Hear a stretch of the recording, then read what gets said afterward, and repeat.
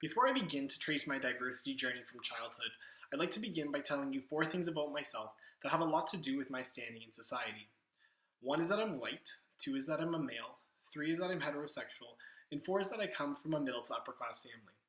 Now, I'm not telling you these things because I'm trying to gloat or say that they're going to give me a great life, but I'm telling you them because I want you to understand that I understand I come from a place of privilege.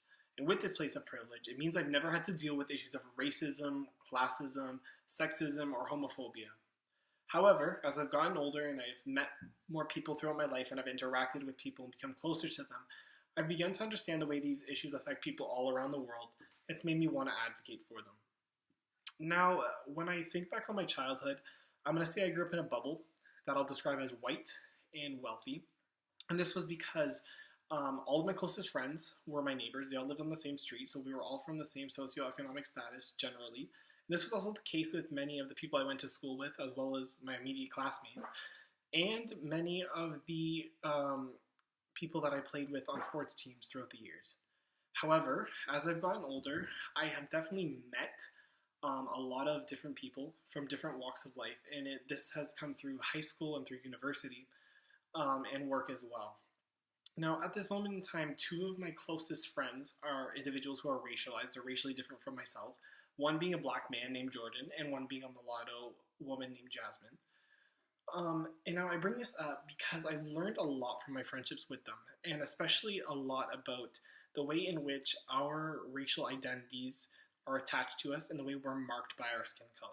Now, I'll give you an example. About a month ago, I was at work, and one of the head managers came up to me and said, "Chris, have you seen Jordan?"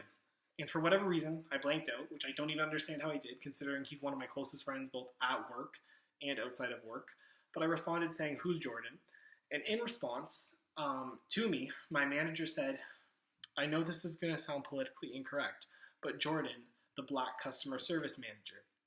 And I was shocked. I was taken back. I really didn't know how to respond to that, because not that I didn't know Jordan was black. Obviously, I know Jordan's black. I see that every day. But it's the fact that, to my manager, Jordan's identity was completely constructed around his skin color. And I know for a fact that if she was looking for me, she would not say, "Where's Chris, the white seasonal employee?" She would say, "Where's Chris from seasonal?" And at the time, I didn't know how to respond, obviously. I said I didn't know where he was, but I didn't know how to respond in the sense that I didn't know if I should take action or not. And I didn't, and I feel cowardly for that. I obviously told Jordan. He kind of just laughed it off. But still, I just didn't know how to digest it. I didn't know how to deal with it.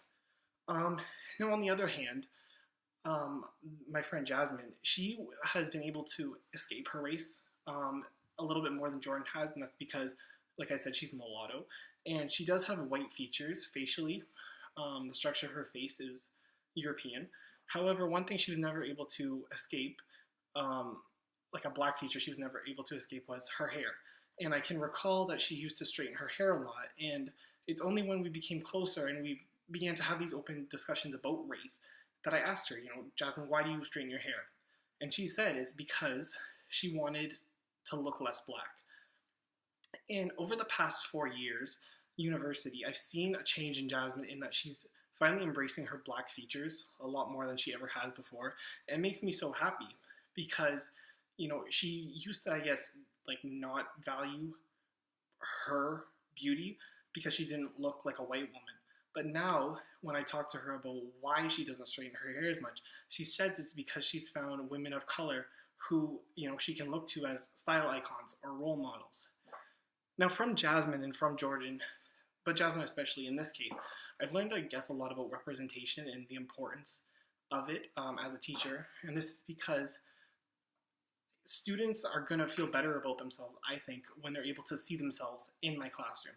So whether that be in the posters I hang on the walls, making sure that they're diverse, or the names that I use on tests or in examples or in practice questions we do on the board, I want students to be able to see themselves in my teaching.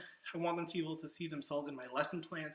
I want them to even see themselves in the curriculum, as hard as that may be at times, because we know that the curriculum is, created by the government, and this is generally one run by white upper-class men. And I think representation is important because at the end of the day, I feel like this will allow me as a prospective and up-and-coming teacher to raise a future generation of children who are willing and able and ready and eager to tackle social justice issues in the classroom, whether that deal with classism or racism or sexism or homophobia. These are the students who are going to be able to do that and who are going to want to do that.